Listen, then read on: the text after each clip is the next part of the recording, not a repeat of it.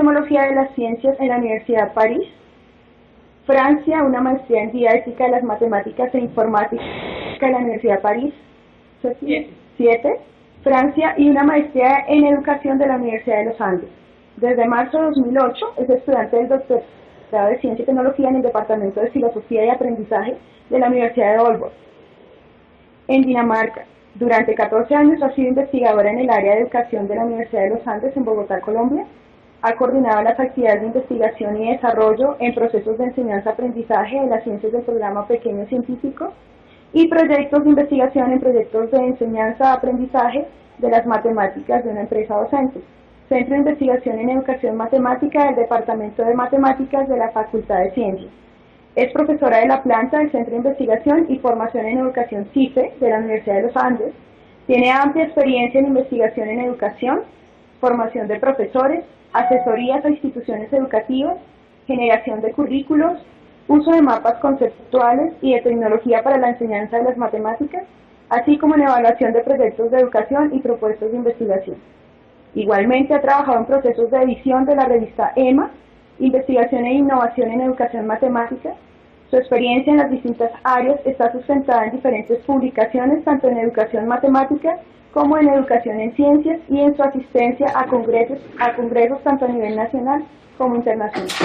Bienvenidos a la conferencia Dos miradas teóricas de la evaluación formativa en el caso del aprendizaje. Los dejo con la profesora Cristina Caruso.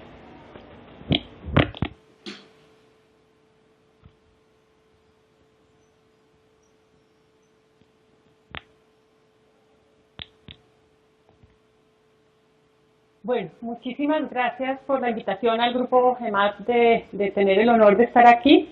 Para mí es muy emocionante poder compartir con ustedes este momento que quisiera más que una conferencia fuera un intercambio de ideas, compartir un poco la experiencia de estos 4 años de estar pensando la educación de una manera distinta a la que la venía pensando. Entonces, si en algún momento hay alguna cuestión claro que la manera como se funciona es que presento y después vienen las preguntas. Entonces, pues anotar las preguntas para que después podamos dialogar alrededor de las ideas que voy a presentar. Desde ya me disculpo, dado que vengo haciendo mi tesis en inglés, muchas de las diapositivas no pude traducirlas, no he tenido tiempo, digamos, de hacer una traducción de las diapositivas, entonces van a estar en inglés. Voy a ir hablando en español claramente, pero la presentación tiene varias diapositivas en inglés. Me hubiera gustado más tener todo en español, pero es un trabajo muy grande. De todas maneras son cosas que uno ha venido trabajando durante mucho tiempo. Bueno, y la charla, como lo pueden ver, está basada en un trabajo teórico inspirado de la práctica. Y voy a trabajar y voy a tratar de situar dos posturas en educación que todos conocemos y hemos oído hablar, que es la socioconstructivista y la sociocultural. Y voy a tratar de hablar de la evaluación formativa, o como se conoce también como la evaluación para el aprendizaje, de cómo apoyamos el aprendizaje en nuestras clases. Y dado que la evaluación tiene que ver con el aprendizaje, pues voy a tratar de mirar todos los supuestos teóricos que hay detrás de una teoría de aprendizaje. A veces pensamos, o yo pensaba, que había como una teoría universal del aprendizaje, que lo que se sabía hoy en día era lo que era, y resulta que hay distintas teorías del aprendizaje que tienen consecuencias diferentes en nuestra manera de concebir la educación. Entonces es un poquitico la idea de la charla, es mirar las implicaciones de cambiar de una mirada teórica particular a otra.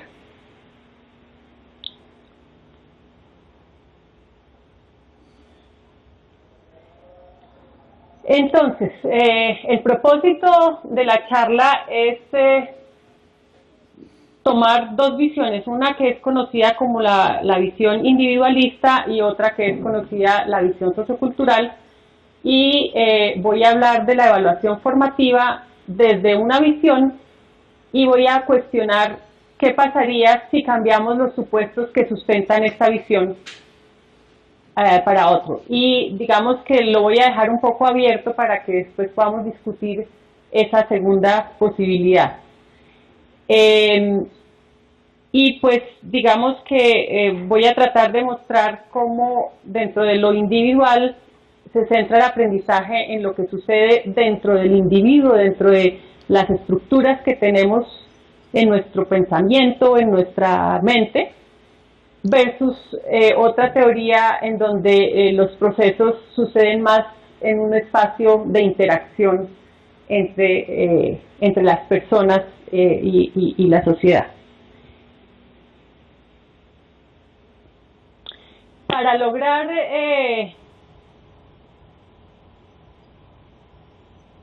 mi propósito en dos grandes partes, digamos que voy a hablar del contexto en el cual se hace, digamos, la reflexión, que es el contexto de la enseñanza de las ciencias y las matemáticas basada en la indagación. Después voy a mostrar un modelo, unos modelos que han surgido, unas teorías que han surgido sobre la evaluación para el aprendizaje dentro de ese contexto particular. Y después voy a tratar entonces de mirar qué pasa si asumimos unos supuestos diferentes y cambiamos eso cuando estamos hablando de evaluación.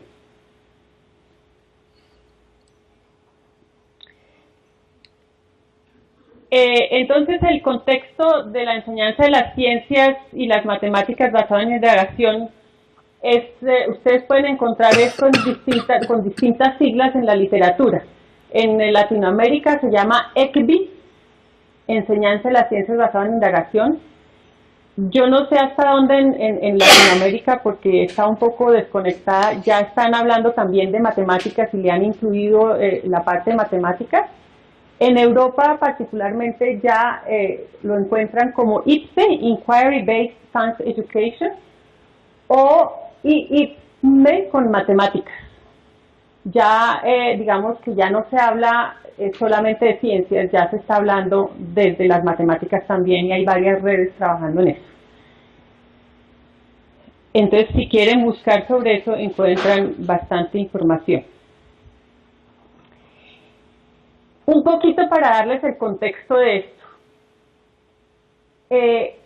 Allá arriba ven Colombia. Colombia, ustedes todos han oído hablar de Pequeños Científicos, es un proyecto de enseñanza de las ciencias basada en indagación que arrancó en los años 90, a finales, principios del 2000, y ha sido parte de la red latinoamericana de proyectos de enseñanza de las ciencias basada en indagación, que es el mapita de allá arriba que se llama la red Indágala. Y ha tenido dos propuestas particulares curriculares que son las del instituto, esta parte que tiene que ver con ¿cómo se llama? Se me fue la paloma ahorita. Bueno, son dos propuestas curriculares con las que se ha trabajado en Latinoamérica. Y el proyecto francés de la Mala Paz, que ha sido uno de los proyectos que ha impulsado a nivel internacional el proyecto de las ciencias basadas en indagación. Y ustedes ven en ese mapa todos esos punticos azules y rojos, es todos los proyectos que tienen conexión con el proyecto de la Mala Paz. Todo esto es para que vean la dimensión de lo grande de estos proyectos, la cantidad de maestros que están trabajando con la indagación a nivel internacional. Y ahora en Europa está lo que se llama el proyecto Fibonacci. En todos esos proyectos ustedes se meten a esas páginas y tienen materiales para trabajar con los estudiantes, pueden hacer preguntas, pueden hacer una cantidad de... La idea es tener material para que los maestros puedan enseñar las ciencias y las matemáticas a través de la indagación. En el caso, por ejemplo, de las matemáticas en Europa, ya en Fibonacci encuentran materiales Y en el proyecto Sinus, que es alemán, encuentran en inglés también materiales para trabajar la indagación en matemáticas. Estos son apenas unos ejemplos de unos proyectos, pero quería como traer la dimensión de esto, que no es una propuesta, digamos, pequeña, sino que es algo que ya a nivel político, en las políticas ya se tomó la decisión que la indagación era la forma de enseñar las ciencias y las matemáticas, y entonces está teniendo un impacto a nivel internacional muy grande.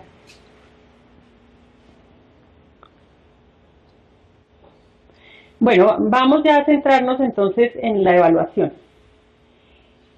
Dentro de la enseñanza de las ciencias basado en indagación, ha surgido la necesidad de juntar la enseñanza con la evaluación. Son dos cosas que no son separadas ni paralelas. Cuando se enseña mediante la indagación, de alguna manera la evaluación hace parte fundamental de la enseñanza. ¿Qué significa eso? Que tenemos como maestros que estar escuchando la indagación permanentemente para poder apoyar a los estudiantes en ese proceso. Este ciclo que aparece aquí en la diapositiva muestra, digamos, la forma como se ha concebido el ciclo de la evaluación formativa, y está basado en un reporte de investigación muy grande que se hizo, que Black y William hicieron en una época donde se decía que la evaluación formativa o la evaluación para el aprendizaje generaba mejores resultados en el aprendizaje. ¿Qué significa eso? Todo lo que ustedes ya saben de la evaluación, de la autoevaluación, de la evaluación por pares, de la evaluación permanente, todas esas cosas que ya han entrado, digamos, en el discurso de muchas partes. Es decir, todas estas investigaciones salieron de una práctica de los maestros, de maestros exitosos que han trabajado la evaluación. Quiero destacar unos puntos particulares que van a ser centrales en mi charla.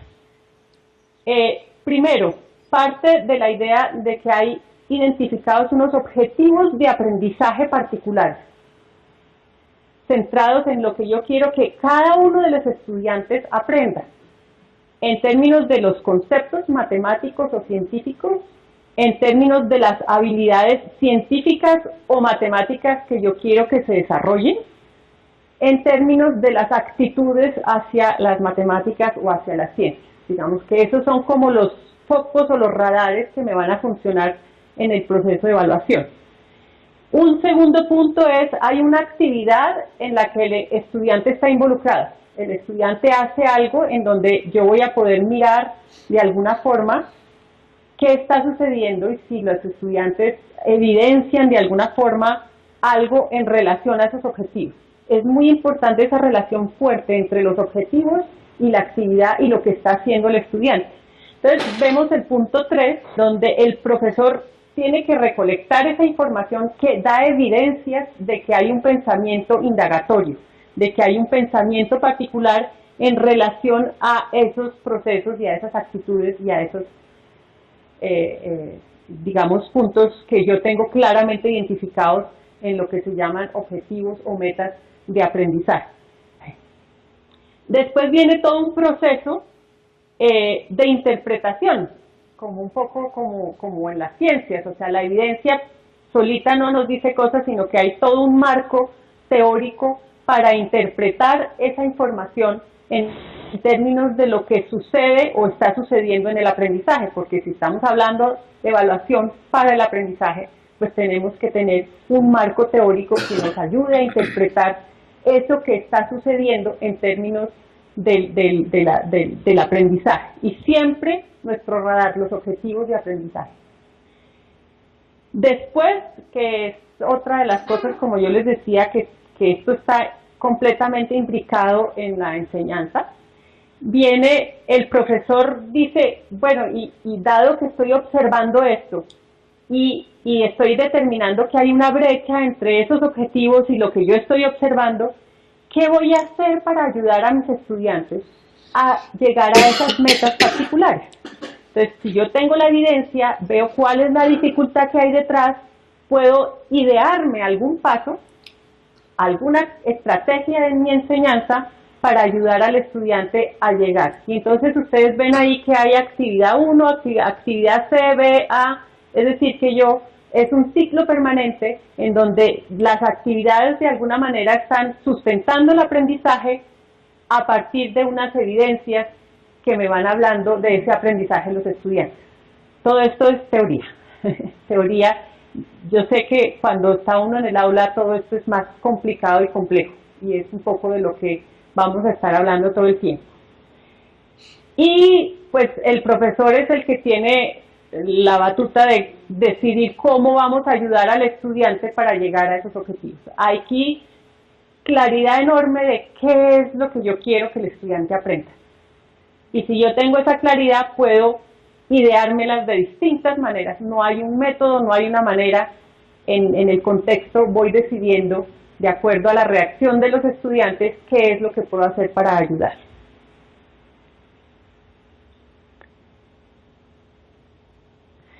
Bueno, y entonces esto parte de unos supuestos socioconstructivistas particulares.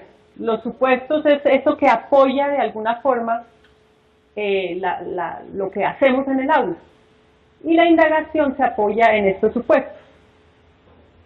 El conocimiento, esto es según Radford, yo encontré Radford normalmente escribe en inglés, pero encontré un artículo en español y desgraciadamente no está la referencia, pero él muestra, digamos, los supuestos fundamentales que son, uno, que el conocimiento no es algo que se recibe pasivamente, sino que el sujeto es constructor de ese conocimiento. Es decir, a mí la imagen que se me viene siempre, el conocimiento no está en los árboles, y uno va y lo coge, y se lo pone, sino que es algo que está en ese proceso del sujeto con la experiencia. La función de la cognición es adaptativa y sirve a la organización de la experiencia del mundo, no al descubrimiento de una realidad ontológica, no a una realidad que está en los árboles, sino algo que de alguna manera es mi relación con el contexto, la experiencia. Entonces el individuo aprende en ese proceso, digamos, activo de construcción de conocimiento, y todo se basa en todas las ideas de Piaget de un cambio en las estructuras mentales. Hay un cambio, un desequilibrio particular, y es lo que se conoce en la literatura como el cambio conceptual. Se aprende cuando logramos un cambio conceptual.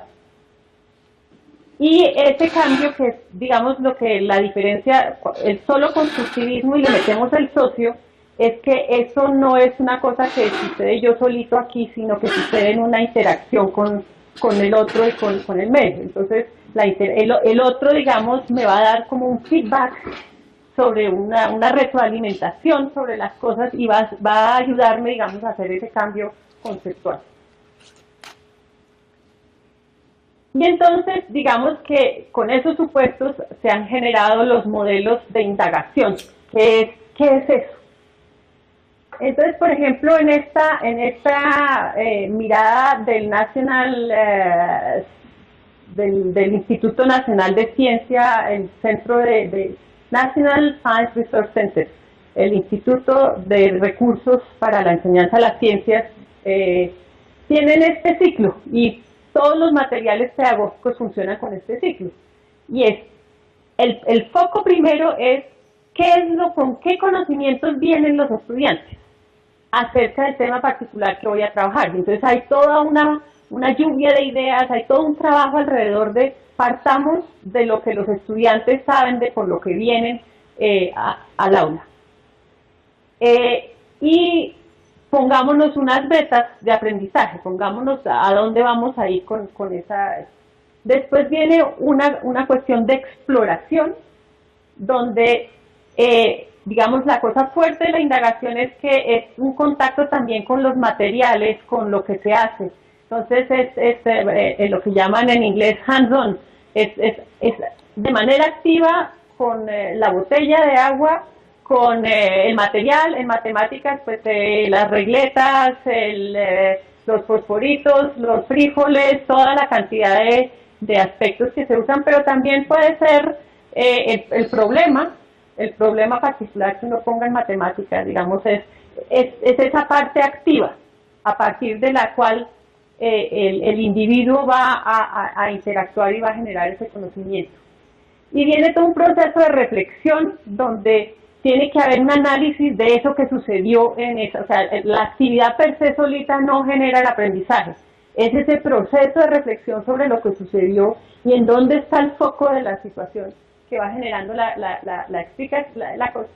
Y, digamos, en la indagación lo importante es que estamos hablando de fenómenos naturales y que de alguna manera lo que se busca es que a partir de la interacción aparezcan evidencias que sustenten las teorías, las hipótesis, las predicciones que se hacen acerca del fenómeno en los estudiantes.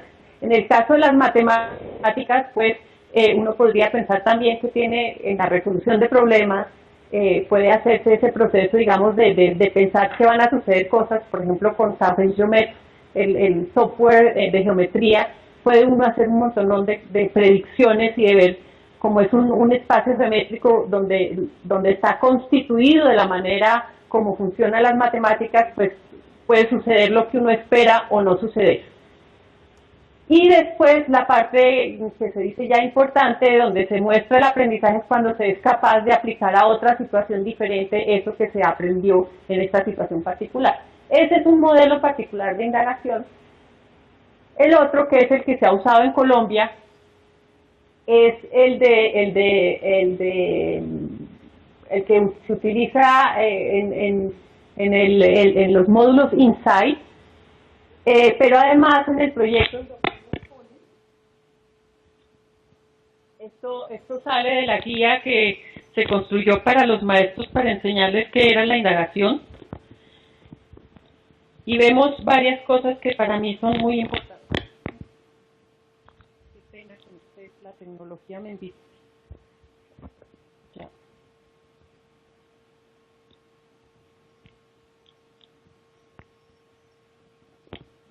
Listo, gracias. Entonces vemos dos cosas, unas cosas en amarillo y unas cosas en verde. En verde vamos a mirar eso que el individuo tiene que estar haciendo en la clase. La primera cosa que dice, el individuo tiene que hacer sentido de lo que está sucediendo. Y entonces tiene que notar algo, hacer algo. Entonces, generalmente en Pequeños Científicos trabajábamos con mostrarles algún fenómeno en donde algo de lo que esperaban no sucedía, y entonces como que empezaban a ver que había algo distinto a lo que normalmente eran capaces de ver. Entonces se trata de engage, es como de que se prendan a la situación, de retarlos, de que haya un reto para el individuo, y aquí se está hablando del individuo. Y de ahí tienen que salir de alguna manera preguntas que hace el niño. Esta parte, digamos, es una de las más difíciles de comprender cuando se trabaja en indagación. No se trata de responder las preguntas del maestro, se trata de responder las preguntas que el niño se hace sobre el fenómeno o sobre las matemáticas o sobre el problema. Y esta es la parte que es más difícil de lograr. En las clases, digamos, de maestras aquí en Colombia, de maestros, en donde tienen 50 estudiantes, 45, es un reto gigantesco el lograr, digamos, esa parte. Y a partir de eso, pues se genera, es el estudiante el que planea una investigación y dice, bueno, para yo dar respuesta a esta pregunta, ¿cómo lo hago? Y se hace todo un proceso de investigación con cómo se observa, qué observo, qué resultados hay, cómo se constituye una evidencia, cómo sustento esas predicciones que yo estoy haciendo, y después, como al estilo de un científico, cómo a partir de eso que sucede, que es toda la parte de reflexión en el otro modelo, yo saco unas conclusiones acerca de eso que estoy investigando, de eso que estoy mirando. y cómo voy a comunicar a los otros. O sea, una cosa es el proceso aquí trabajando uno individualmente y otra cosa es cómo comunico eso. La segunda, ahí estamos dentro del modelo constructivista. El individuo haciendo cosas y tratando de resolver sus inquietudes y funcionando. Ya en la parte social es que todo esto sucede en un proceso de debate con los otros, en un proceso de reflexión, en un proceso de compartir mis ideas con el otro, en un proceso de interacción. Entonces, estas fotos son fotos del proyecto colombiano que están trastocadas y puestas en dibujito, pero son fotos reales de lo que es una clase de indagación, en donde hay una maestra con el grupo de 4 interactuando, tratando de apoyar, llaman indagación libre o indagación guiada, cuando aparece el maestro y está de alguna manera tratando de apoyarles ese proceso que están haciendo, de ver si realmente, y ahí viene la evaluación a jugar un papel muy importante, es cómo escucho yo eso que están haciendo los estudiantes en relación a los objetivos que yo tengo, porque no se trata que se vaya para cualquier lado, tiene que irse por esos objetivos de aprendizaje particulares. Todo lo que está sucediendo debe irse enganchado y la evaluación formativa es la que a mí como maestro me va a dar las herramientas para ir escuchando en esos distintos espacios interactivos la indagación, escuchando y pudiendo hacer algo para que los estudiantes aprendan la indagación. Entonces tenemos, digamos, momentos en los que, por ejemplo, están los niños trabajando solos en grupo y ahí no sabemos qué está pasando. Están trabajando juntos y esperamos que estén haciendo indagación y uno de los retos de la evaluación es, ¿está sucediendo indagación allá? Eso que yo pienso que están aprendiendo, lo están aprendiendo en esa interacción. Hay momentos en los que la profesora está dirigiéndose a todos los estudiantes y les está dando a cada uno unas guías y el estudiante después trabaja solo. Hay momentos en los que los grupos, la profesora está pidiéndole a los grupos que compartan lo que hicieron en su trabajo, entonces los grupos también comunican lo que están haciendo. Entonces son distintos momentos, digamos, en donde todo esto está sucediendo dentro de la clase. Y la evaluación como una parte, digamos, constitutiva de ese proceso es esos radares, es ese foco que hace que no se pierda, que no sucedan ahí espontáneamente cosas libremente, sino que haya un propósito educativo particular de la sesión.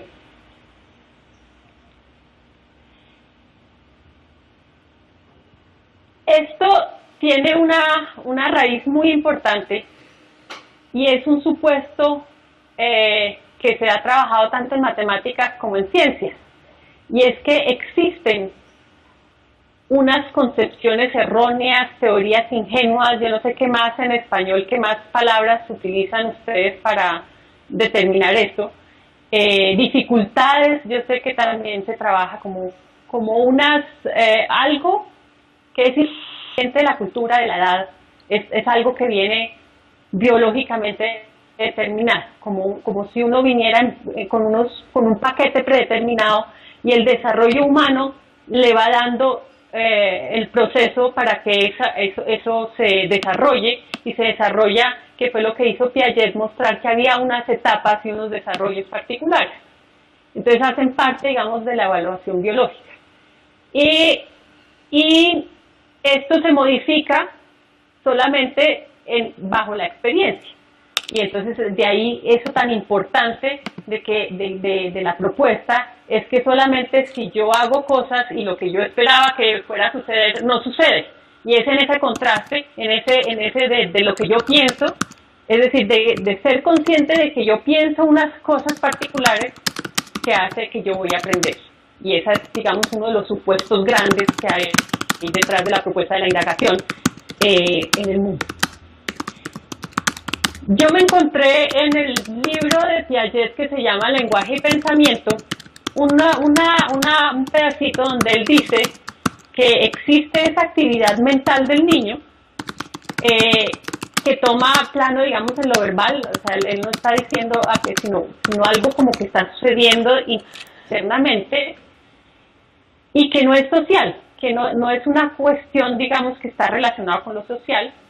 Y dice, cada niño tiene su propio mundo de hipótesis y soluciones que nunca ha comunicado, ya sea porque está centrado en sí mismo o porque no puede expresarlas. Sí, aparece esa cuestión fuerte de que uno nace de alguna manera con una forma particular de interpretar el mundo o de leer. Entonces me puse la tarea de buscar para las matemáticas cómo se ve eso, cómo los investigadores expresan esa cuestión. Y entonces Pellegrino y estos otros autores dicen en el libro de cómo aprenden las personas, muestran, digamos, que hay ciertos tipos de conocimiento que se adquiere universalmente en el curso del desarrollo normal del individuo, y hay otros que solamente se adquieren de manera a través de la enseñanza, digamos, distinguen dos tipos de conocimientos. Y entonces dicen que, por ejemplo, todo niño normal aprende a caminar sin importar qué, o sea, como que es algo normal, ¿no? Aprende a caminar sin que alguien le esté enseñando a caminar. Sin embargo, a manejar bicicleta sí necesita como una enseñanza. O para tocar el piano también de alguna manera necesita una enseñanza. Entonces distinguen esos dos tipos de conocimiento. Y entonces dicen, por ejemplo, los fundamentos de las matemáticas, como son la cardinalidad y la ordinalidad, es algo que viene inherente con el niño y no necesita de una instrucción. Y en contraste, hay la notación algebraica o cartesiana, esas son cosas que sí necesitan ser aprendidas o enseñadas, digamos, de una manera distinta. Entonces distinguen esas dos tipos de conocimiento. Ana Spar también, que es una educadora matemática, hace una resumen, digamos, de los distintos autores en educación matemática que han trabajado las ideas. Se hablan de lo que se llama misconception misconception, yo no sé, uno habla de concepciones erróneas en español. Esquemas mentales, se habla mucho, esquemas mentales, teorías. Entonces, digamos que ahí hay como simplemente quería mostrarles, digamos, que esto es algo que es muy fuerte, digamos, que es unos supuestos muy fuertes que han hecho parte, digamos, de la educación tanto científica como matemática. Entonces, digamos, por ejemplo, este grupo de investigadores en evaluación, esto lo saqué de un artículo sobre evaluación formativa, hablan de esa idea, digamos, fuerte, de que hay algunas ideas tan fuertes que están en nuestras acciones de todos los días, en nuestras experiencias de todos los días, y que son en muchas personas, en distintas edades, diferentes culturas y a través de la historia del desarrollo de las ideas científicas. Entonces hay una cosa muy fuerte que está presente, digamos, en todos los discursos en educación. Entonces un ejemplo en ciencias es, por ejemplo, que muchos niños dicen que la Tierra es redonda, que es lo que se les enseña, ¿no? Que la Tierra es redonda. Sin embargo, afirman al mismo tiempo que tiene un principio y un final y que la gente se cae. Entonces, que cuando llega al final, pues, se cae, ¿sí? Entonces, dicen, pues han encontrado ese tipo de pensamientos. Esos son, digamos, como los pensamientos ingenuos. Y uno, digamos, tiene distintas posibilidades de explicar eso. Y entonces, pues, en este Bosniaduk y Brewer, que son unas personas que han profundizado en estos aspectos, han encontrado distintos modelos mentales. Entonces, las respuestas lo que se hacen es, hacen una interpretación y dicen, bueno, ahí puede haber una cantidad de distintas interpretaciones posibles, y entonces sobre que los niños tienen distintos modelos para explicar las cosas, y es esa existencia, digamos, de esos modelos o de esas teorías que tienen los niños para explicar los fenómenos naturales. En términos, digamos, de las matemáticas, cuando hay ciertos errores recurrentes, se dice que detrás hay un modelo particular que hace que hay que ir a encontrar cuál es esa dificultad para poder de alguna manera modificar ese comportamiento que se genera sistemáticamente. Pero si es que se le dijo que eso está mal, pero vuelve y repite en distintas situaciones esa cosa. O sea, no es una cuestión, digamos, fácil. Entonces dice, estos modelos que han encontrado, que la Tierra es rectangular o es un disco, o que es un disco así, son, digamos, como constructos iniciales de los niños. Antes de que sean expuestos a información cultural aceptada, ¿sí? Entonces se divide entre esa información culturalmente aceptada y esa que traen los niños consigo mismos. Bueno, y ustedes se dirán, ¿y eso qué tiene que ver con la evaluación formativa? Esta señora nos trajo una charla de evaluación formativa y nos está hablando de otras cosas. Pues tiene todo que ver. Todo que ver porque entonces se trata, cuando estamos hablando de evaluación formativa, es ¿cómo voy a mirar eso? ¿Cómo se va a ver ese fenómeno en mi clase con mis 45 niños? ¿Dónde están esas ideas propias del estudiante en las cosas que se hacen? ¿Cómo es eso? Y entonces, digamos que tengo mis objetivos de aprendizaje y en los modelos y las investigaciones que se han hecho en evaluación formativa, pues hacen una cosa muy juiciosa de las distintas etapas que aparecen de evolución del pensamiento. Por ejemplo, cuando los niños, ¿qué es lo que explica el fenómeno de la flotación? Entonces, pues hay distintas etapas por las que supuestamente el niño pasa hasta que llega a construir el modelo, que es una relación de la densidad del objeto con la densidad del agua. Pero antes hay una cantidad de momentos, digamos, de pensamiento por los que pasa y se hace toda una descripción de esos momentos. Entonces, si yo tengo esa herramienta como profesor de que sé que hay esas evoluciones, pues me ayuda mucho a saber las dificultades que estoy viendo en los estudiantes para entender el modelo culturalmente aceptado. ¿Sí? Y entonces, digamos, una persona que ha trabajado mucho en la evaluación para el aprendizaje es Wynne Harlen. Yo quiero distinguir aquí que esta charla no es sobre la evaluación sumativa, no es sobre lo que naturalmente nosotros conocemos como el poner una nota para si el niño pasó o no pasó. Estamos hablando de apoyar el aprendizaje. Harlen ha trabajado mucho y tiene un material disponible espectacular de 5 módulos en donde ustedes pueden encontrar todas las herramientas que quieran para trabajar la indagación en el aula con apoyo para cada uno de esos momentos del ciclo de la evaluación formativa. Y ella pues dice que la investigación y la experiencia muestran que hay aunque uno enseñe las ideas y la manera correcta de ver los conceptos, eso no necesariamente cambia la comprensión del estudiante.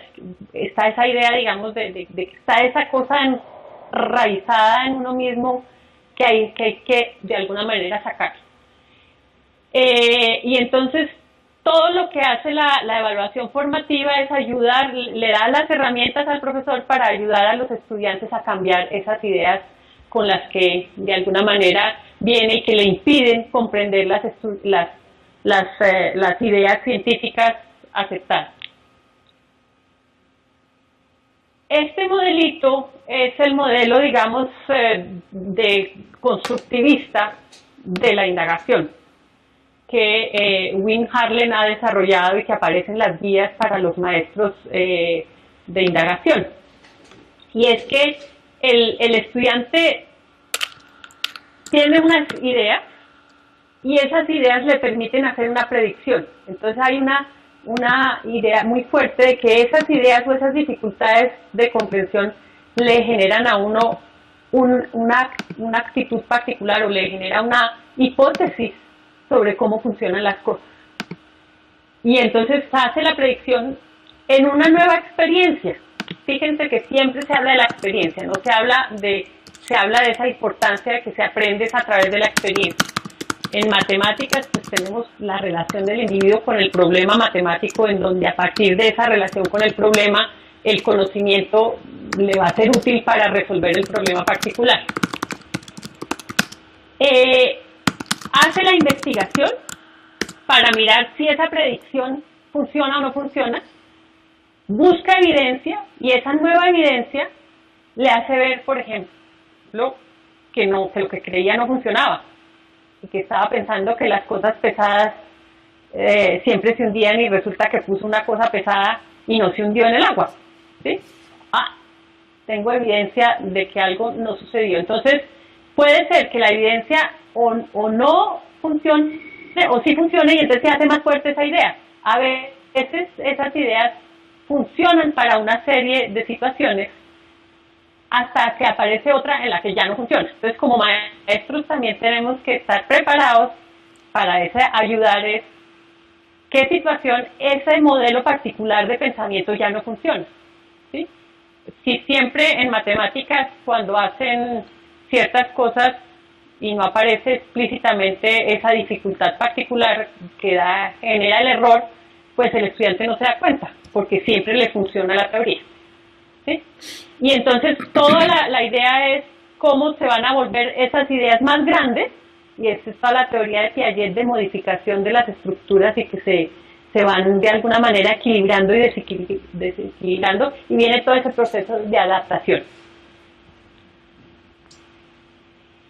Y entonces, pues digamos, en nuestro modelo de la evaluación hay estrategias para empezar a buscar esas evidencias, porque claramente sin información, mejor dicho, si yo los miro a ustedes aquí y me voy, yo no tengo ni idea qué pasó y qué de lo que yo estoy hablando ustedes captaron o cómo captaron. La única manera de yo empezar a saber qué sentido le están dando a lo que yo digo es que los ponga a hacer una actividad, de que podamos hablar, de que podamos ver cómo reaccionan ante ciertas cosas. Si no, pues yo no puedo ver nada. Ustedes están sentados allá enfrente y yo estoy aquí y me están mirando y yo puedo decir, bueno, me miran como con ojos de que algo entienden, pero no tengo ni idea si me están captando el mensaje. Entonces, digamos que hay lo que se llaman las observaciones focalizadas por indicadores de desarrollo, y entonces lo que yo les contaba, digamos, de establecer como esos distintos niveles o esas cuestiones que tienen que ver con las formas como se va desarrollando las teorías y los modelos, con guías escritas, que son tareas que requieren el uso de habilidades. Digamos, una de las cosas es que en la evaluación tradicional generalmente nos acostumbramos a evaluar las definiciones, los conceptos, las formas, digamos, eso, y no la habilidad del estudiante, por ejemplo, a resolver un problema matemático. ¿Cómo miramos si está desarrollando esas habilidades? ¿Cómo estamos evaluando si está cambiando sus actitudes hacia las matemáticas o no? ¿Qué es lo que está pensando el estudiante? Y las preguntas, ¿qué tipo de preguntas me pueden ayudar para que se generen esas habilidades o para que las ideas aparezcan, digamos, aquí y no aquí, ¿sí? Que de alguna manera aparezcan en el ámbito en donde se puedan de alguna forma ver. Entonces se encuentran una cantidad de herramientas para eso. Ya la gente ha empezado a decir, bueno, hay una serie, si las habilidades de indagación ya están muy determinadas, es cómo observa uno un fenómeno, qué tipo de preguntas son investigables o no investigables, o sea, qué tipo de preguntas son las que uno se hace acerca de los fenómenos, cómo es que se genera una hipótesis. Todos hablamos de hipótesis, ¿sabemos realmente qué es una hipótesis y cómo se genera? ¿Qué diferencia hay entre una hipótesis y una predicción? ¿Son la misma cosa? ¿De qué naturaleza es todo eso? Y entonces hay, digamos, como una serie de preguntas que uno puede ir haciendo a los estudiantes durante los procesos que los van a focalizar hacia esos objetivos de aprendizaje particulares. Un ejemplo es, por ejemplo, de hipótesis. ¿Por qué cree usted que las semillas están creciendo de esa forma. El por qué está aludiendo a sacar una teoría acerca de por qué dice que crece una planta o que cree que se va a meter la semilla en la tierra y va a crecer algo ahí, que es distinto a preguntar, ¿usted cree que va a crecer? Si yo pongo la semilla en la tierra, es muy distinto a decir, ¿y por qué? ¿Sí? Entonces aparecen una serie de preguntas particulares que van empezando a eso. Lo mismo con predicción, que es distinta a la pregunta. ¿Cómo cree que, what do you think? ¿Cómo cree que dentro de un tiempo va a crecer la semilla? Es distinto a preguntar por qué. ¿Sí? Entonces, dentro de la hipótesis hay una cosa de una explicación, dentro de la predicción hay una cuestión simplemente de pensar qué es lo que va a pasar. Claro, detrás de una predicción hay una hipótesis, hay una teoría que sustenta, digamos, lo que es. Entonces, esto es simplemente para mostrarles un ejemplo de cómo en la evaluación uno tiene unas herramientas para empezar a ayudar a que esas cosas sucedan aquí y no esté yo pensando que porque ya milagrosamente jugaron con agua y barquitos, ya entendieron y salieron las teorías y las cosas. Hay todas unas herramientas para ayudar justamente a hacer esa evaluación. Pero también para las ideas, digamos, no solamente para y entonces una de las fuertes supuestos es que todas esas teorías que tienen los niños son explicaciones de los fenómenos y entonces pues hay unos indicadores particulares y si ustedes miran, por ejemplo, el punto 2 dice que se busca mirar si los niños están utilizando las ideas preconcebidas, esas ideas, digamos, erróneas, que de alguna manera, ¿cómo vemos eso? ¿Cómo vamos a tratar de verlo en acción? Y entonces, pues ya esto se concretiza si estamos hablando de sonido o si estamos mirando las semillas o si las preguntas van a variar de acuerdo al tema y a la temática en la que se está trabajando. Y si estamos trabajando en matemáticas, pues va a ser completamente distinto, digamos, el tipo de preguntas que se pueden hacer. Bueno, hasta aquí les hice un show. Jugué el show de ser socioconstructivista. Ahora vamos a jugar otra postura teórica completamente distinta. ¿Y qué pasa cuando todo eso se dice que no es así? Cuando se piensa de otra manera. ¡Tatán! Y resulta que desde el punto de vista de las teorías socioculturales, el niño no viene dotado de esa cosa biológica con esas ideas, sino que de alguna manera viene dotado como de una esponja para adaptarse a lo que hay en la cultura y la sociedad. Y que hay unas ciertas formas de pensamiento y unas lógicas que existen afuera, que el niño de alguna manera en las prácticas de su experiencia va incorporando. Entonces, digamos, hay ciertas maneras de pensar que no las coge nunca si en su experiencia nunca se las toca. ¿Sí? No aparece de esa manera. Entonces Radford nos hace, digamos, nos dice, bueno, ¿qué es lo que es distinto con la primera postura? Dice, el saber es generado por los individuos en el curso de las prácticas sociales constituidas histórica y culturalmente. Es decir, podemos estar casi seguros que hace 2000 años los niños se comportaban completamente distinto a como se comportan hoy en día, porque había una cultura y una sociedad que funcionaba completamente distinto. Entonces, digamos, el concepto del tiempo era distinto. El concepto de las matemáticas, pues, era completamente distinto. ¿Sí? La producción del saber no corresponde a necesidades de adaptación. O sea, que hay no es esa cosa que me tengo que adaptar biológicamente, sino que está enmarcado por formas culturales de pensamiento imbricadas en una realidad material y simbólica. Es decir, piensen ustedes, cuando ustedes van a un supermercado, ustedes piensan como el supermercado quiere que piensen. le ponen una serie de títulos, de cosas, esto está rebajado el tanto por ciento, y uno empieza a entender qué quiere decir que le rebajen el tanto por ciento, y le ponen los precios de una manera. Hay en supermercados que ponen el kilo vale, la libra vale, y en otros supermercados ponen la unidad vale, y entonces uno se adapta, uno simplemente va tratando de encontrar esas formas de pensamiento en distintas prácticas sociales.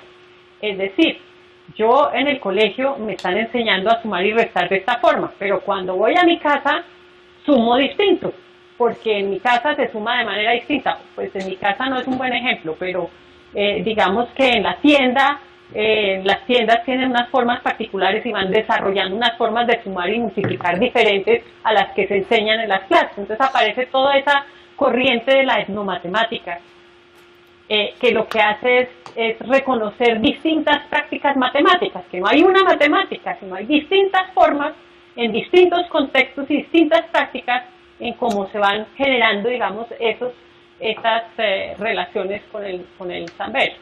Y juega un papel muy importante la mediación de las cosas culturales, digamos. No sé, el ejemplo que se me ocurre ahorita es La Sirenita, el cuento de los niños, La Sirenita de Walt Disney, donde cuando aparece la sirenita se encuentra un tenedor, y ella agarra el tenedor y empieza a peinarse. Esto debe ser para peinarse, ¿sí? El tenedor no es tenedor per se por tener esto, sino es porque culturalmente se le da un significado particular al tenedor, y ese tenedor de alguna manera genera un comportamiento particular. Y los palitos chinos, pues digamos que también son para comer, uno se los encuentra y nunca ha visto un chino comer, y uno dice, ¿yo qué hago con estos palos? Tiene que ver cómo la cultura usa eso como tenedores, como cuchillo, como lo que sea, ¿sí? Y simbólica, entonces viene toda la parte de que los conceptos median la forma como uno percibe el mundo. Es decir, los fenómenos científicos, no es que el fenómeno uno lo ve ahí y está ahí, el fenómeno está mediado por una serie de conceptos y de formas de razonar que hacen que el fenómeno de alguna manera se convierte en el fenómeno, pero es un fenómeno mediado por unos lenguaje particular, y es toda la importancia de la mediación del lenguaje en la forma como se ve. Entonces en las matemáticas, pues en las matemáticas es un lenguaje y hay que aprender el lenguaje y hay que aprender las formas lógicas de operacionar en ese lenguaje. El lenguaje científico es un lenguaje científico y es una forma de operar y de hacer argumentaciones, entonces eso hay que aprenderlo de alguna manera. La cual provee las bases para interpretar y transformar el mundo de las personas y los conceptos que éstas forman acerca del mundo. Entonces hay una diferencia. ¿Sí ven la diferencia de postura? Es un cambio total y radical, digamos, en relación a lo que se venía hablando en la otra postura. Y entonces, pues digamos, el padre no, toda la corriente en la que estaba Vygotsky, digamos, eso todo era una corriente particular que viene de Marx, y es la idea de que la hipótesis es que el desarrollo no coincide con el proceso de aprendizaje, digamos, no hay esa línea de desarrollo interna, sino que de alguna manera hay una zona de desarrollo en la que yo soy capaz de ver cosas, soy capaz de lo que me está diciendo el adulto o lo que me está diciendo el otro y de captarlos. Necesito estar en una manera especial en mi desarrollo que me permite captar esas cosas de la sociedad y apropiarlas. Entonces no se habla de adquisición, sino de apropiación de esas formas culturales aceptadas de pensamiento. Y entonces encontré una crítica en el libro de Pensamiento y Lenguaje de Vygotsky que decía, digamos, esas uniformidades de desarrollo establecidas por Piaget se describen en un medio particular, en Suiza, en cierta cultura particular, en unas condiciones de estudio particulares, es decir, era una entrevista, no estaba en una situación contextual particular, no estaba en una práctica social particular, era una entrevista. Y muchas de los estudios sobre las misconceptions y las concepciones erróneas se hacen en ese modo de entrevista, que trae una forma particular de preguntar, unas herramientas particulares de hacer la situación, y entonces dice, estos no son leyes de la naturaleza, sino que son histórica y culturalmente construidas. Es decir, que uno podría pensar que en ciertas culturas no se piensa de la misma forma. Entonces, Luis Radford tiene una cantidad de estudios maravillosos en educación matemática sobre la historia, donde muestra cómo en ciertas culturas no se piensa como se piensa hoy en día. Y había otras matemáticas completamente diferentes a las que hay, y hace que el mundo se percibía de una manera completamente diferente a como se percibe hoy en día. Bueno, esta es la teoría del desarrollo, eso todos no lo sabemos. Y entonces los investigadores en educación científica, por ejemplo, que asumen estos postulados, vamos a mirar cómo interpretan eso de la Tierra redonda o no redonda. Y ellos dicen, en vez de mirar la comprensión como una expresión de esos modelos mentales, las respuestas de los niños a las entrevistas, a los estudios en las entrevistas, deben ser mirados como situados en un contexto particular y dependiente de esas herramientas culturales en las que donde está en ese momento, como fuentes de pensamiento, como las cosas que yo tengo ahí me hacen pensar de una forma particular. Es decir, ustedes aquí piensan de una forma y salen allá y piensan de otra y no pasa nada, ¿sí? Modificando, entonces estos investigadores hicieron una modificación en la forma de hacer la entrevista con los niños y llevaron el globo terráqueo, el que conocemos todo, el que da vuelticas, y trabajaron más con situaciones contextualizadas. Y encontraron que los resultados eran completamente diferentes a los que las otras investigaciones habían dado. Y que ninguno de esos problemas reportados de los distintos modelos mentales reportados en las distintas investigaciones aparecían. Y entonces, por ejemplo, cuando la historia de que la gente se cae de la Tierra, pues que eso no lo vieron, inclusive los más chiquiticos de los participantes. Ellos lo que hicieron, y entonces pues la teoría de ellos es que esa herramienta cultural particular les ayuda a pensar de una forma diferente. Y como el pensamiento es situado, pues piensan de acuerdo a lo que está ahí. Entonces las preguntas como les hacían es, ¿ustedes creen que la persona que está en Argentina y mostraban el país argentino pues se va a caer? Pues no. ¿Sí? Y aparece toda una lógica de pensamiento distinto porque hacen relación con lo que oyen en los noticieros o con lo que ven, y entonces empieza a haber una relación más fuerte con las prácticas sociales de los individuos. Este otro investigador que se llama Roth también ha hecho un fuerte trabajo con estas teorías socioculturales. Y él entonces se habla en estas teorías socioculturales de la importancia del lenguaje, cómo las situaciones, hay distintas interpretaciones y todo tiene que ver con cómo un enunciado puede ser leído de muchas formas dependiendo del contexto donde se está, o una situación. Entonces dice que la interpretación viene en un proceso de los individuos de usar su conocimiento en sus experiencias anteriores, y en esa interacción de los individuos, de esos estudiantes que todavía no conocen los principios científicos. Entonces, ¿cómo se espera que ahí va a surgir ciencias? Porque el supuesto es distinto, no se supone que el hombre naturalmente tiene un pensamiento científico, sino que es construido culturalmente. Luego, esperamos cuando les damos una situación que vayan a pensar científicamente sin haberles enseñado ciencias, pues lo que dice él es, ahí no es de sorprenderse que después de una actividad los niños no hayan hecho ciencias, porque eso se aprende. De alguna manera es una manera de pensar culturalmente y es un lenguaje con unas reglas de funcionamiento particular que hay que aprender. Lo mismo pues las matemáticas.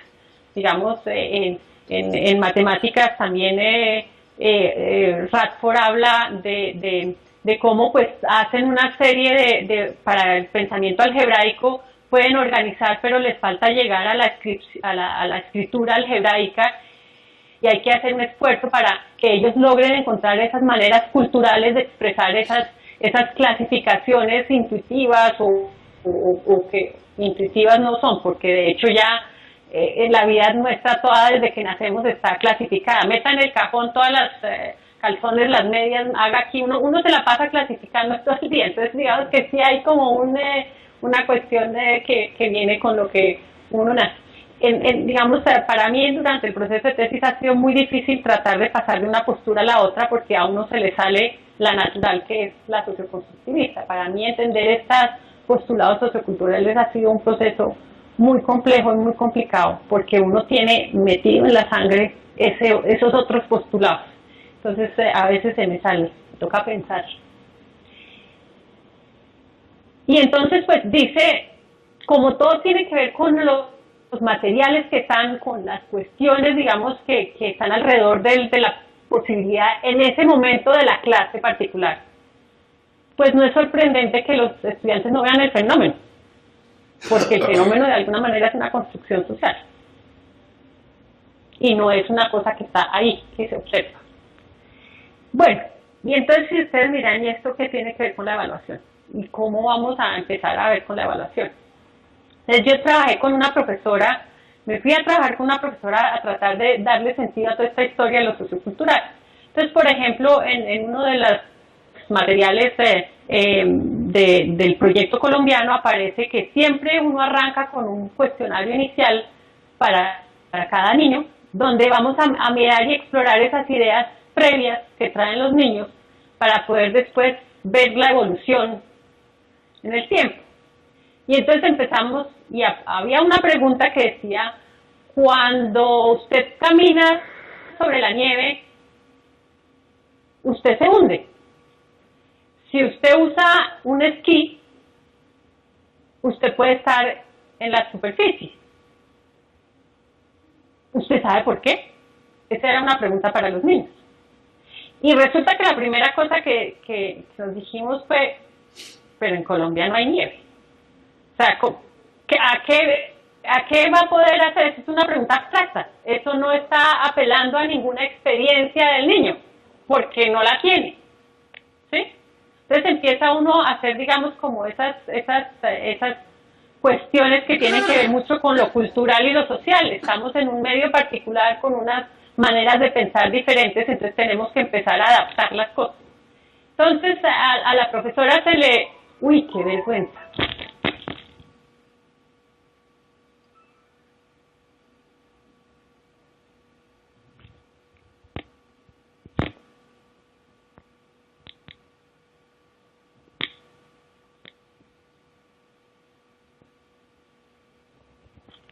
Bueno, qué pena, se me olvidó apagar el celular.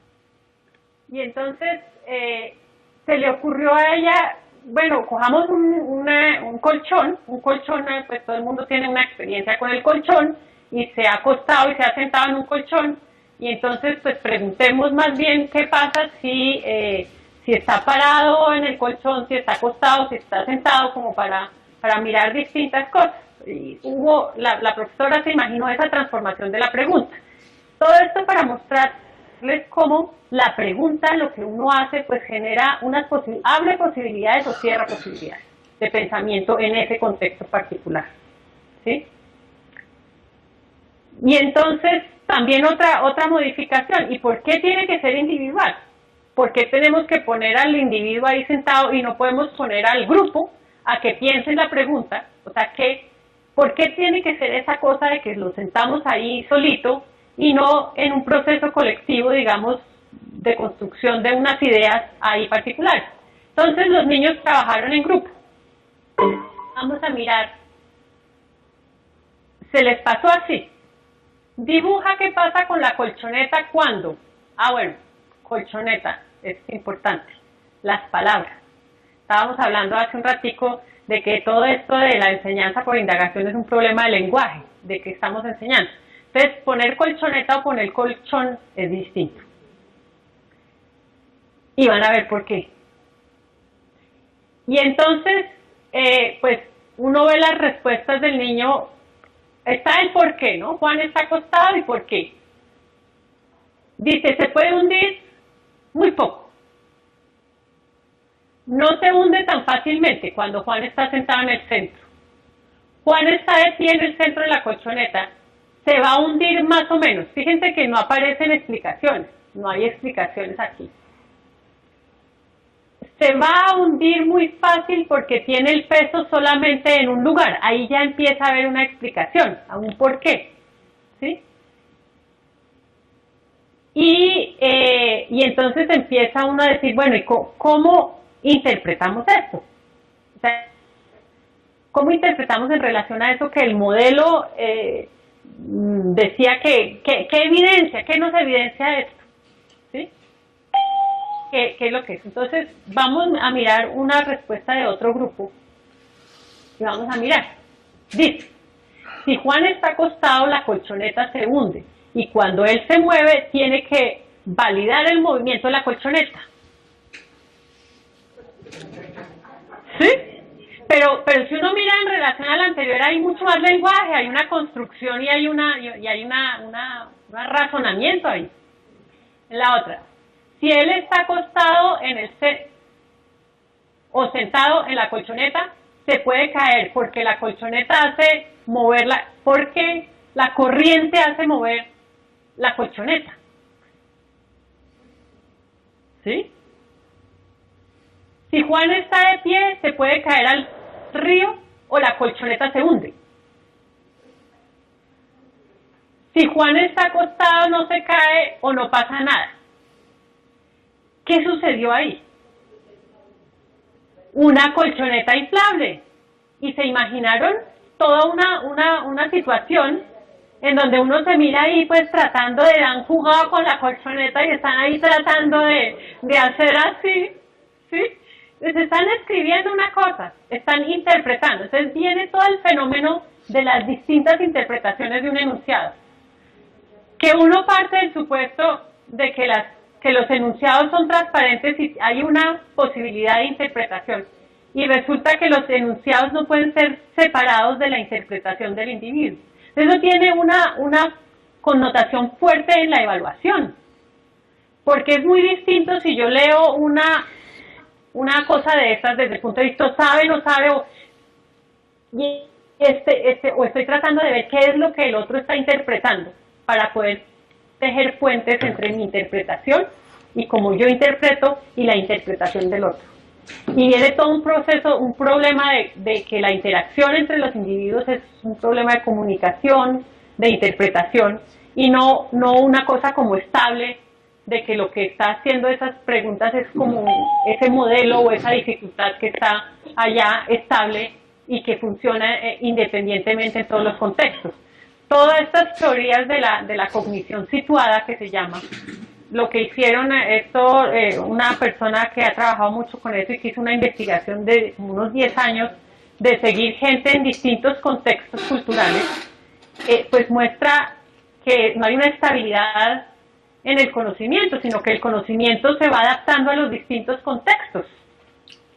Y entonces digamos que desde el punto de vista de la evaluación, ¿cómo hacemos para cuando estamos evaluando tener en cuenta esa diversidad de puntos de vista, diversidad de experiencias? Tenemos 50 niños con experiencias diferentísimas y estamos pensando que porque yo estoy diciendo aquí estas palabras, ustedes me están entendiendo lo que yo estoy entendiendo. Y resulta que cuando hablamos, cada quien está haciendo unas interpretaciones de lo que yo digo de acuerdo al mundo al que viven. O sea, yo no he estado con niños, yo todas estas cosas son teóricas. Ustedes han estado con niños, pueden ver unas cosas que yo ni siquiera me imagino de esto que yo estoy hablando, ¿sí? Entonces son experiencias distintas y esa es la riqueza del ser humano. Entonces, cuando queremos estandarizar al ser humano y decir todo el mundo sabe lo mismo, pues mentiras. La riqueza está que cuando estamos trabajando en grupos, traemos nuestra experiencia, nuestra diversidad de experiencias y generamos una idea común a partir de ese proceso de interacción. Entonces, una de los supuestos fuertes de las teorías socioculturales es que hay esos espacios de construcción de conocimiento común y no se está pensando en el individuo del grupo, en cada uno cómo está modificando sus estructuras, sino cómo grupalmente estamos construyendo unas ideas de un conocimiento. Entonces, hay un contraste, digamos, entre esa idea individualista, en donde la información se recoge para ver ese cambio conceptual, versus una en que se está abriendo, cerrando posibilidades para generar un pensamiento en una situación particular ahí en la clase. ¿Sí? Unas preguntas que encierran un conocimiento particular, como si la pregunta trajera consigo mismo sensado el conocimiento, y ahí está el conocimiento para que yo lo saque, a un proceso de interpretación, un proceso de comunicación y un problema, digamos, de lenguaje, de todo el problema del lenguaje. Bueno, y entonces quería traer esta que a mí me gusta muchísimo, que muestra un poquitico cómo puede uno empezar a ver cosas socioculturales en las ideas de los niños. Dice, mira papi, te enseño un experimento. Le sacamos la pila a este reloj y el reloj deja de marcar el paso del tiempo. Le ponemos la pila ahí, ¡hop!, el reloj vuelve a marcar el paso del tiempo. Esto nos demuestra claramente que el tiempo no está en los relojes como uno cree. El tiempo está adentro de las pilas y los relojes lo chupan de ahí. ¡Caray, qué admirable! ¿Eso lo descubriste solo? No, la verdad nos lo enseñó hoy el profesor de física en el cole. Con lo difícil que viene el futuro, qué tranquilidad saber que le estoy pagando a mi hijo una educación del mejor nivel. ¿Qué puede uno interpretar de qué hay ahí? ¿Sí? Entonces, digamos, uno podría pensar, bueno, si miramos desde el punto de vista individualista y dentro de que hay unas maneras de pensar, pues podemos tratar de encontrar o de interpretar y de encontrar cuál es ese modelo, digamos, que está detrás del pensamiento del niño que genera este supuesto error, ¿sí? Pero de golpe no es un error. Uno podría pensar que tiene una lógica particular y él está constituyendo la evidencia. Si nos vamos él está evidenciando, es decir, coge la pila y no marca el tiempo, y para él el tiempo es del reloj y se marca ahí. Luego él está dando unas interpretaciones particulares que le hacen generar esto de esa forma. Entonces, para poderlo ver desde el punto de vista científico hay que dar otro tipo de interpretaciones y hay que enseñarle al niño a ver ese otro tipo de interpretaciones, y no está mal. En Pequeños Científicos siempre hemos trabajado con que no hay errores, sino hay maneras de ir dando las ideas. Por otro lado, digamos que lo que utiliza la gente es la forma como experiencian en el día a día. Entonces, pues el reloj es una cosa cultural en donde uno todo el día va mirando el tiempo en el reloj, y el reloj es luego el reloj está, el tiempo está ahí, y el tiempo es el movimiento, pues sí, dando unos significados particulares a las cosas a través de las experiencias en distintas prácticas sociales. Entonces son dos maneras completamente diferentes de empezar a ver las cosas.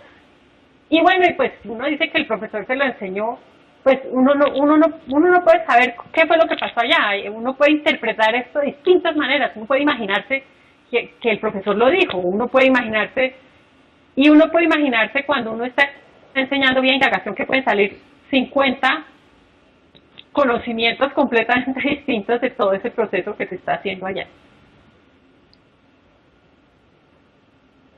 Y bueno, pues entonces mi reflexión en relación a la evaluación para el aprendizaje: si nosotros queremos ayudar a aprender, tenemos que considerar no solamente lo que está sucediendo en el individuo, sino lo que sucede en esos distintos espacios de interacción, ¿sí? ¿Cómo puedo yo traer a ese espacio de los niños ese refractar, la palabra que utiliza Radford es como yo como profesor refracto esos modos culturales de pensar. ¿Cómo logro de alguna manera empezar a poner esas herramientas de pensamiento en esos espacios? ¿Cómo lo hablan como lo objetivo? ¿Cómo lo vuelvo de alguna manera algo que se puede utilizar? ¿Se me acabó el tiempo? El niño, en vez de verlo como un niño que está aprendiendo aquí, en el cuaderno, cuando está metido con el cuaderno, tiene un objeto que tiene unos significados particulares que se pueden construir en la clase. Entonces, digamos, por ejemplo, con la maestra con la que estaba trabajando, nos dimos cuenta que la concepción de cuaderno de ella era completamente distinta a mi concepción de cuaderno. Y que yo esperaba en el cuaderno ver esas formas de pensar y ver las formas de la indagación. Y para ella era simplemente donde el niño anotaba las cosas que iban pasando en el tablero. Y entonces, pues eran dos concepciones completamente distintas. ¿Cómo empezamos a darle un concepto particular al cuaderno que le sirva al niño como un proceso de aprendizaje y no simplemente como un lugar donde, como una memoria, ¿sí? Y entonces empezamos a ver, por ejemplo, que pensábamos distinto el lenguaje. Para mí el lenguaje, el escribir es parte del aprendizaje. El hacer el esfuerzo. Si miramos las dos respuestas de estos niños, pues hay a unos a los que hay que ayudarles a pulir su lenguaje y eso, por ejemplo, en el proyecto de indagación francés, ellos les ayudan a poner los conectores de las frases para que ellos completen, para que empiecen a aprender esas estructuras particulares de pensamiento. No se da por hecho que esa lógica va a salir y esa forma de decir yo pienso esto, porque aquello es algo que va a salir naturalmente, sino que de alguna manera, con unas rutinas y unas cuestiones, vamos refractando esa forma particular cultural de aprender. Entonces, digamos que mi propuesta para la evaluación formativa es dejar de centrarnos en el individuo e ir más a toda esa riqueza de espacios donde lo social y cultural tienen que ver. Es decir, estamos en Colombia, estamos en tal colegio. Uno de los supuestos fuertes también de las teorías socioculturales, que no lo traigo acá porque pues no me daba el espacio para profundizar más, es que la forma como pensamos también está mediada por la estructura social en la que estamos. Yo, perteneciente a la Universidad de los Andes, tengo una manera particular y unas cosas que se me posibilitan y otras no. Alguien en un colegio distrital el rector permite unas cosas, otras no, y uno se adapta a ese contexto que hace. Por ejemplo, en el proyecto que trabajamos con esta profesora, había una prueba quincenal que los niños tenían que hacer solos. Y pues nosotros no podíamos no hacer cosas en la clase para que los niños no sacaran una buena nota en esta prueba, por más que uno estuviera convencido de que eso no iba a dar cuenta de todo lo que pasaba acá. Pero pues hay todas unas normas y unas reglas en la institución en la que uno está que hacen que uno no puede simplemente ser lo que quiere ser, sino que lo que uno es está mediado por esas estructuras sociales a las que pertenece. Entonces, digamos, yo soy Cristina Carulla, pero Cristina Carulla tiene la Universidad de los Andes y aquí, que hace parte de su manera de ver, de funcionar, de hacer, pero también tiene toda su experiencia en medios franceses y entonces también le pone, digamos, uno es también esas estructuras sociales a las que pertenece. Y entonces, digamos, cuando yo empecé mi tesis, una de las cosas que decía yo, ¿cómo hago para ayudarle a los maestros a entender estas cosas? Y yo me daba contra el mundo porque claramente yo estaba pensando que aquí detrás de estas cosas había un conocimiento transferible. Y lo que me doy cuenta es que no es transferible, es que tenemos culturas distintas y lo que hay es que tejer puentes y ver cómo se pueden generar herramientas para que a cada quien en su contexto y en su realidad particular pueda utilizarlas y les ayude en la forma como interpretan el mundo. Yo no puedo pensar en que todo el mundo interprete el mundo de la misma manera y de alguna forma por la tradición cognitivista de que el aprendizaje sucede aquí y de que hay un conocimiento que uno baja de los árboles y se la pone al otro, como que había un conocimiento que uno podía de alguna manera traspasar de un lado para otro. Espero que esto haya hecho algún sentido en ustedes. Muchas gracias por haberme escuchado mis locuras y por haber venido.